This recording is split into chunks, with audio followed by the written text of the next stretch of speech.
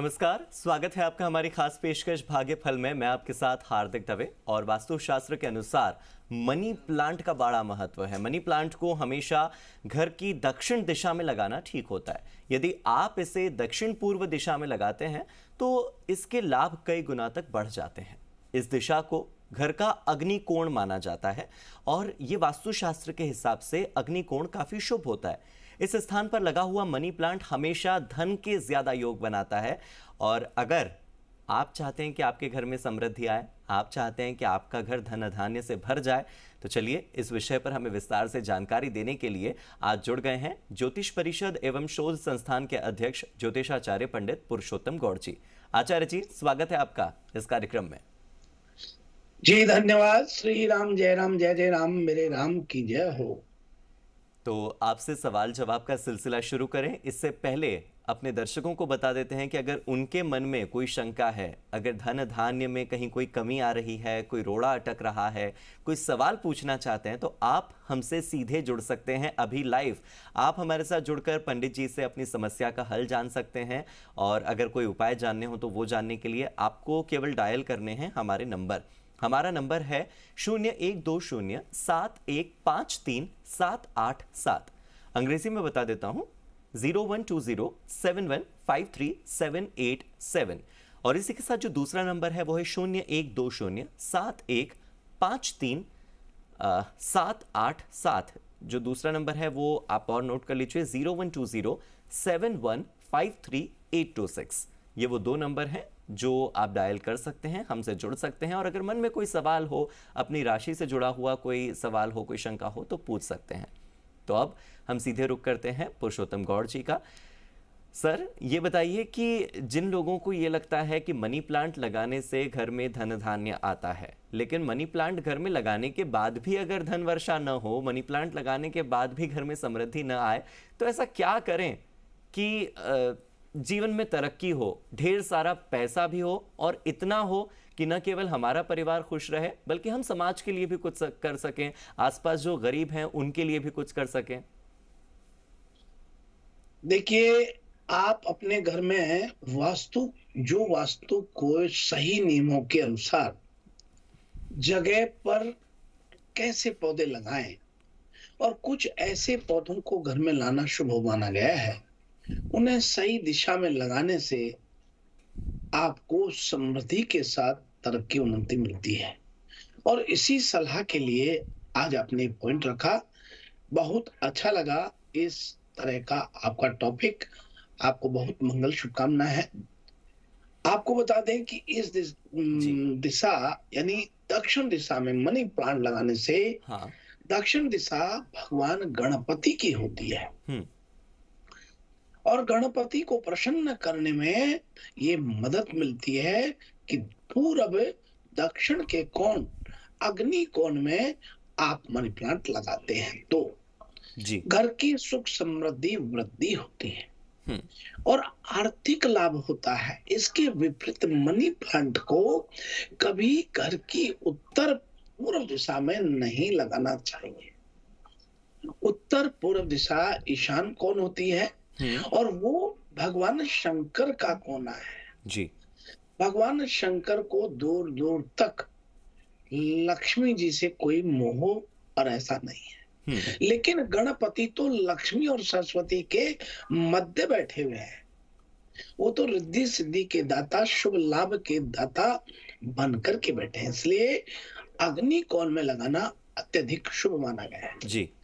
घर की दक्षिण दिशा में चमेली का पौधा यदि आप लगाते हैं तो ये सदैव सकारात्मक ऊर्जा को आकर्षित करता है और खुशबू की वजह से सदैव ये पति पत्नी की प्रसन्नता की खुशबू भी फैलाता है जी।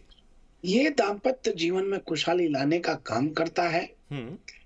यदि आप इस पौधे को घर की दक्षिण दिशा में लगाते हैं तो ज्यादा सुफल देता है, सकारात्मक ऊर्जा को आकर्षित करता है। इसे आप घर के भीतर दक्षिण दिशा में किसी भी दरवाजे खिड़की के पास रख दें, अवश्य लाभ होगा। घर के दक्षिण दिशा में नीम का पौधा यदि आप लगाते हैं तो ज्योतिष के अनुसार नीम के पौधे को हमेशा मंगल ग्रह से जोड़ा जाता है। इस पौधे को घर में लगाने से मंगल के शुभ प्रभाव होते हैं। यदि आप इसे घर की दक्षिण दिशा में लगाते हैं तो धन आकर्षित करता है और आपके घर में सदैव खुशहाली बनी रहती है। ग्रहों आचार्य की जी। शांति के लिए जी। नीम का पेड़ हमेशा घर की दिशा में दक्षिण दिशा में लगाना चाहिए, ऐसी सलाह देते हैं। जी। और पेड़ धन के योग बनाते हैं। नीम के पौधे को ज्योतिष में मनी मंगल और शनि से जोड़ा है। जी। इसलिए आप ये मान के चलिए कि ये आपको बहुत लाभ देता है। जी। आचार्य जी, आपने बताया कि नीम का पौधा कहाँ लगा सकते हैं या मनी प्लांट कहाँ लगा सकते हैं। ठीक है, हमारे बहुत से दर्शक होंगे जो हमसे जुड़े होंगे, दर्शकों का पूरा सम्मान करते हैं, किसी एक के लिए नहीं, लेकिन एक सामाजिक स्तर पर बात कर रहा हूँ। पौधा चाहे हम किसी भी दिशा में लगाएं, लेकिन ऐसी मान्यता है कि स्त्रियां, जो महिलाएं हैं, वो माँ लक्ष्मी का स्वरूप होती है। और जिस घर में महिलाओं का सम्मान न हो, जिस घर में क्लेश हो या आपसी झगड़े हों और जहां महिलाओं का सम्मान ना हो, वहां पर हमेशा दरिद्रता बनी रहती है। तो आप जहां पौधा लगा रहे हैं उसके साथ साथ अपने मन की शुद्धि भी तो करें। आप वातावरण की शुद्धि के लिए नीम का पौधा लगाते हैं, मनी प्लांट लगाते हैं, लेकिन अपने मन की शुद्धि के लिए आप क्या क्या करें? घर में आपसी व्यवहार कैसा हो जिस वजह से घर में दरिद्रता ना आए, धन वर्षा हो, क्योंकि धन वर्षा के लिए हमें महिलाओं का सम्मान तो करना ही है, उसके साथ साथ लक्ष्मी के सम्मान के अलावा हमें और क्या क्या करना चाहिए घर में? देखिए, ये आपने बड़ा अच्छा किया। और पत्नी का जो सम्मान करने की बात आप कह रहे हैं, हम्म। ये अपने आप में बहुत बड़ी बात है। क्योंकि पत्नी जो है, कोई पुरुष अपनी पार्टनर के साथ भावनात्मक रूप से नहीं जुड़ा होता। महिलाओं को आपको सम्मान देना ही है, क्योंकि वो लक्ष्मी के स्वरूप होती हैं और लक्ष्मी जैसा व्यवहार उनका होता है। जी। पत्नी की भावनाओं के साथ सम्मान करें, पर विश्वास, समर्थन, ज्ञान का भी प्रतीक मानी गई है। पत्नी को एक दूसरे के प्रति प्यार करते हुए हम्म। उनके सम्मान करने से, वो स्वामी तुलसीदास जी ने भी कहा है, जी। जहां सुमति तय संपत्ति नाना, जहां कुमति तय विपत्ति निधाना। वाह। जहां सुख संपत्ति रहती, जहां सुख शांति है, बिल्कुल। वहां अनेक अनेक प्रकार के धन आते हैं और एक दूसरे की भावनाओं को और जरूरतों को महसूस करा देता है। बिल्कुल। समझौतावादी एक दूसरे से और उसके बारे में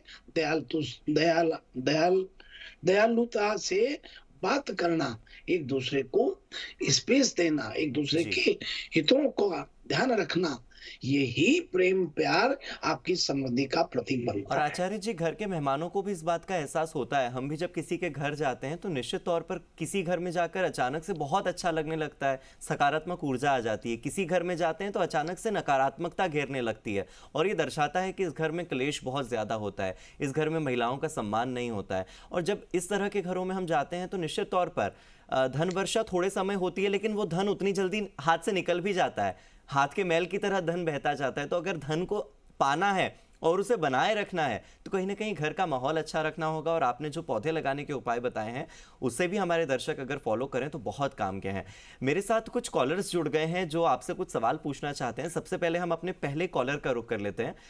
जी, आपका नाम बताइए, अपना परिचय दीजिए और आपके मन में जो सवाल है आप आचार्य जी से पूछ सकते हैं। हाँ, नमस्कार जी, मैं जयपुर से ओम प्रकाश बोल रहा हूँ। जी नमस्कार। श्री राम, जय राम, नमस्कार जय राम, गुरुजी, मेरे आपके राम चरणों की में जय हो। चट नमन। और गुरुजी, आज मैं मेरी बच्ची के लिए पूछना चाहता हूँ, और मेरी बेटी का नाम है अर्चना, और उनकी डेट ऑफ बर्थ है 27/8/1981। समय है 8:30 शाम को, और जन्म स्थान है जयपुर, राजस्थान। गुरुजी, मैं ये जाना, मेरी बच्ची की क्या है कि थोड़ी सी दिक्कत चल रही है, घर में परेशानियां चल रही हैं, पैसों की कोई आमद नहीं है, और बच्चे भी थोड़ी पढ़ाई नहीं कर पा रहे हैं। इन्होंने है ना जो एक शनि की अंगूठी डाल रखी है, तो क्या उपाय करें कि घर में सुख शांति हो, पैसों की आवक हो, और बच्चे भी अच्छी पढ़ाई करें? गुरुजी, बहुत बहुत धन्यवाद। देखिए, मीन लगन में जन्म हुआ है, शुक्र की महादशा है, बुध का अंतर है और सूर्य का प्रतंत्र है। शनि ग्रह की बात करें, शनि द्वादश एवं एकादश भाव का स्वामी हो रहा है, सप्तम भाव में बैठा हुआ है। और मीन लगन के लिए शनि का क्रियात्मक स्वभाव अशुभ होता है। तो आप ये मान के चलिए कि हालांकि भाग्यवश शनि कन्या राशि, मित्र राशि है, उसमें बैठा हुआ है, तो आपको बता दें कि ये जो छल्ला पहन रखा है ये कोई नुकसान नहीं कर रहा है, ये तो पति पत्नी के सामंजस्य को बेहतरीन बना रहा है।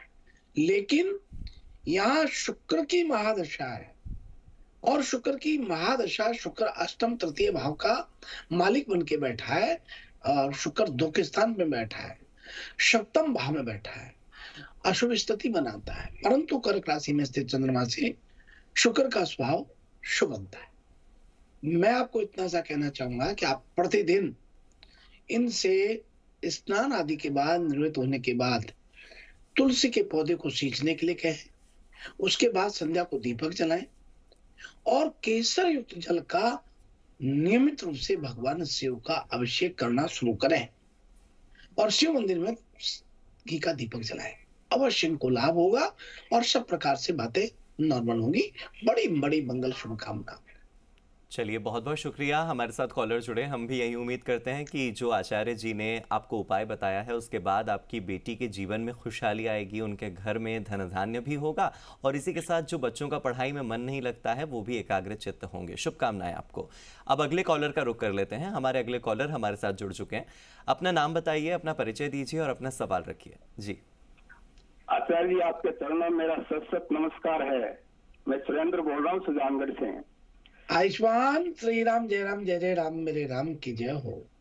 मैं आचार्य जी ये पूछ रहा हूँ कि आपने ये बताया था पीछे कि शाम के टाइम शिवलिंग पे जल नहीं चढ़ाते, तो क्या कि जैसे 2 बजे या 4 बजे बाद में नहीं चढ़ाना चाहिए। तो मैं ये जानना चाहता हूँ कि मंदिर के अंदर शिवलिंग पर वो जो जल की होती है ऊपर भरी हुई, उससे बूंद बूंद पानी गिरता रहता है मंदिरों में, मैंने ये देखा है। तो फिर उससे क्या होता है कि वो क्यों गिरता है जब हम नहीं चढ़ा सकते? तो इसके बारे में बताएं।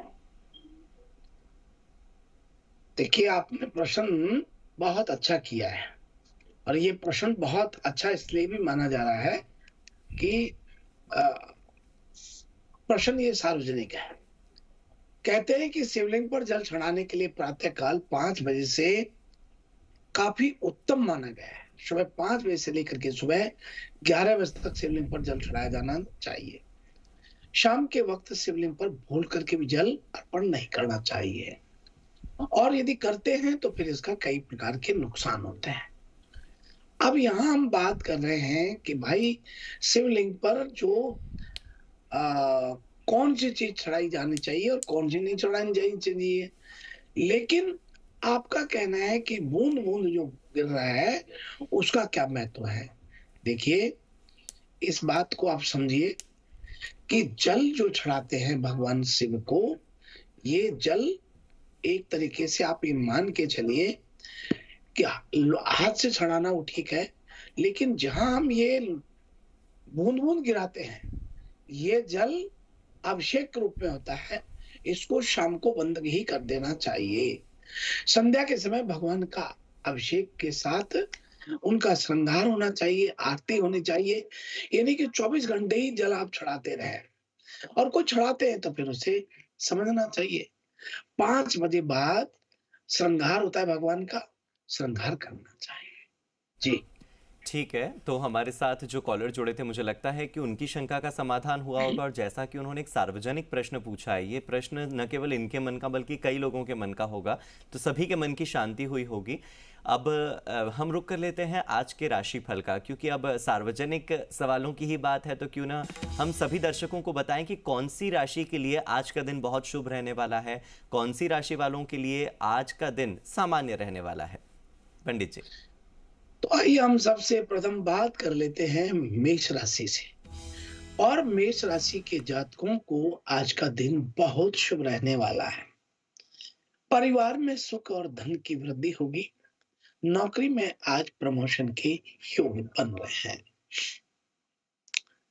आज विशेष तौर पर खान पान का ध्यान रखें।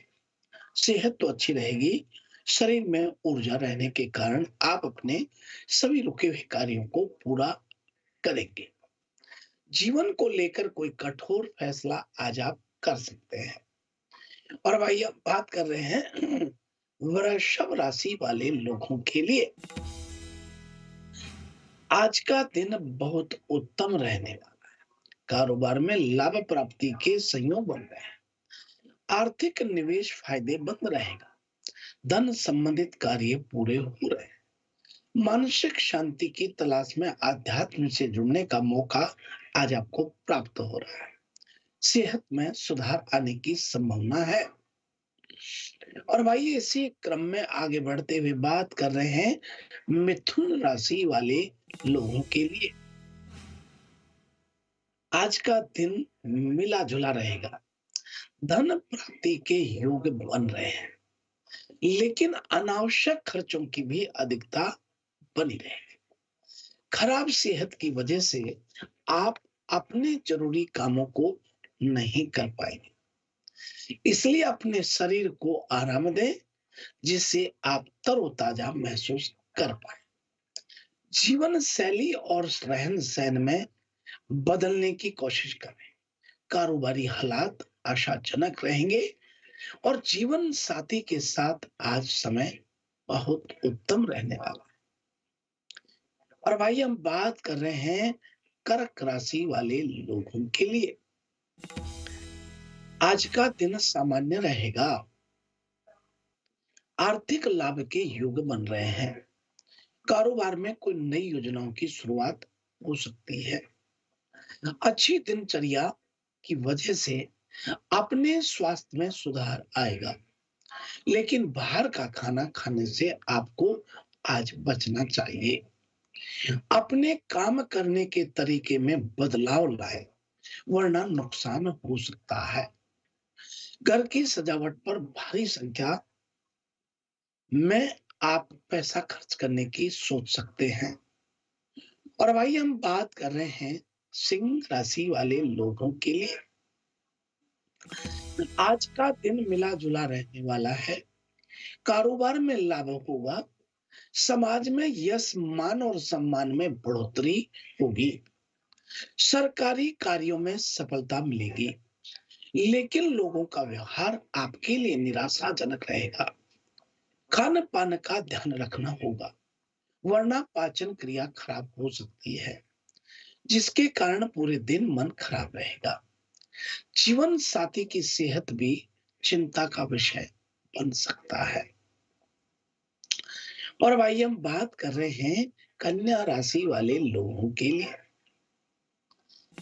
आज का दिन बहुत शुभ रहने वाला है। आपकी सूझबूझ से कारोबार में अच्छा लाभ मिलेगा। परिवारजनों और मित्रों से भरपूर रहे सहयोग मिलेगा। नौकरी में तरक्की के योग बन रहे हैं। योजना अनुसार कार्य करने से सफलता मिलेगी, लेकिन स्वास्थ्य के प्रति सतर्क रहने की आवश्यकता है। कोई दुर्घटना भी हो सकती है, इसलिए वाहन चलाने में सावधानी बरतें। और भाई हम बात कर रहे हैं तुला राशि वाले लोगों के लिए। आज का दिन आपका बहुत अच्छा जाने वाला है। कारोबार में आर्थिक लाभ होगा और धन प्राप्ति के संयोग बन रहे हैं, लेकिन अनावश्यक खर्च बढ़ने से चिंता बढ़ सकती है। परिवार में खुशी का माहौल बना रहेगा। स्वास्थ्य संबंधी शिकायतों आपको परेशान करेंगी। और भाई हम बात करते हैं वृश्चिक राशि वाले सभी लोगों के लिए। आज का दिन सामान्य रहेगा।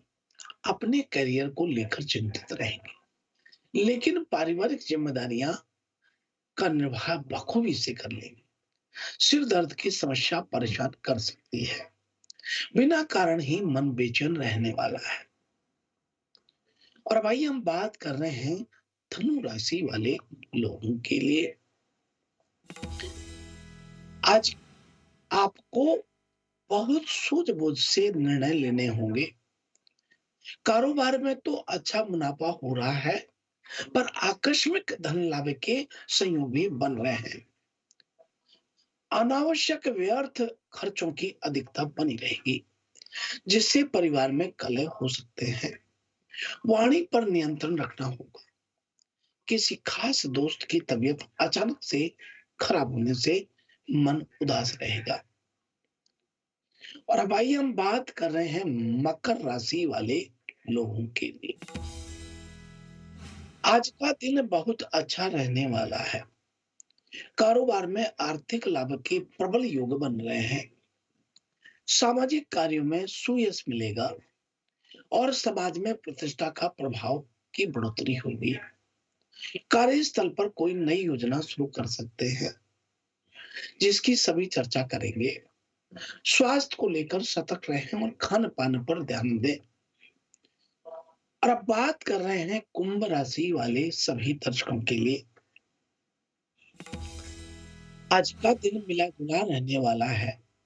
धन प्राप्ति के योग तो बनेंगे, लेकिन अनावश्यक खर्च अधिक होने की संभावना दिखाई देती है।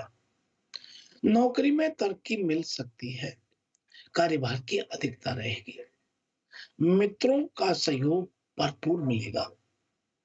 वाद विवाद और झगड़े के चलते मानसिक कष्ट रह सकता है। और अब इसी के साथ अगली राशि का रुख करते हैं मीन राशि वाले लोगों के लिए। आज पारिवारिक सुख और धन वैभव में बढ़ोतरी हो रही है। समाज के कार्यों में उत्साह पूर्वक भाग लेंगे। नौकरी में प्रमोशन के योग बन सकते हैं। किसी पुरानी बीमारी से राहत मिल सकती है। परिवार में मांगलिक कार्य हो सकते हैं। धार्मिक यात्रा पर आप जा सकते हैं। स्वास्थ्य बहुत अच्छा रहेगा। खान पान का ध्यान रखें और क्रोध से बचें। इस प्रकार से ये है हमारा अपना राशिफल। ठीक है, तो सभी राशियां पूरी हो चुकी हैं और सभी राशि वाले लोगों के लिए जितनी भी आपने बातें बताई है, मुझे लगता है कि उनके दिन की शुरुआत आज बहुत ही सकारात्मक और बहुत ही पॉजिटिव हुई होगी। आप हमारे साथ जुड़े पंडित पुरुषोत्तम गौड़ जी, उसके लिए आपका बहुत बहुत शुक्रिया, बहुत बहुत धन्यवाद। इस सकारात्मक ऊर्जा के साथ हमारे दिन की शुरुआत कराने के लिए, हमारे दर्शकों के दिन की शुरुआत कराने के लिए आपका बहुत बहुत शुक्रिया। जी शुभ प्रभात, शुभ आशीर्वाद। श्री राम जय राम, जय जय राम, मेरे राम की जय हो। तो आज की पेशकश में फिलहाल इतना ही। यहां रुकते हैं एक छोटे से ब्रेक के लिए। आप जुड़े रहिए जी राजस्थान के साथ।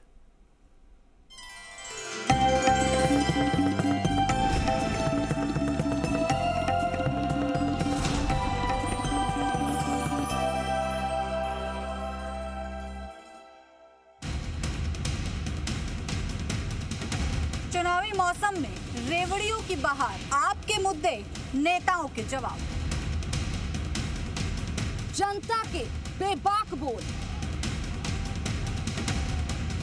ग्राउंड जीरो पर जी राजस्थान। बहस बीच बाजार।